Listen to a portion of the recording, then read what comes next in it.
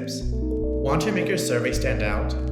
Using Qualtrics' rich content editor, you can make your survey both look more professional and readable using bold, underline, adding color, inserting images, and much more. In this video, I will go over the multiple places to access the rich content editor and the various format editing available to you. Let's get started.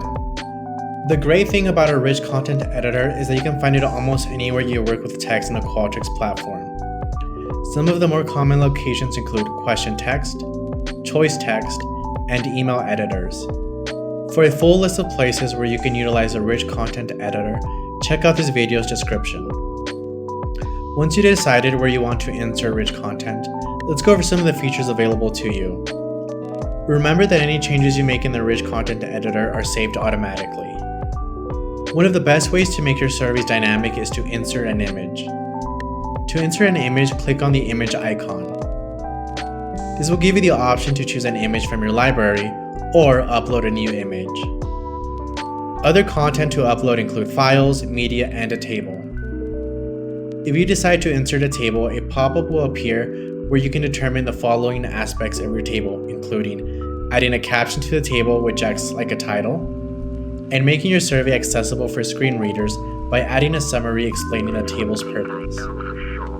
Advanced options include language direction, which will help determine if the text in the table is read left to right or right to left.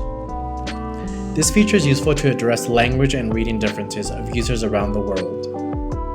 Another great feature to use is pipe text, which is accessed via this icon. Pipe text is used to display dynamic text that changes from respondent to respondent. For more information on how to use this feature, click this video.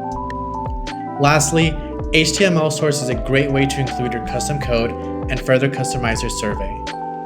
Although the Qualtrics platform coding features are provided as is and require programming knowledge on your end to implement, we have an entire community of survey experts eager to help.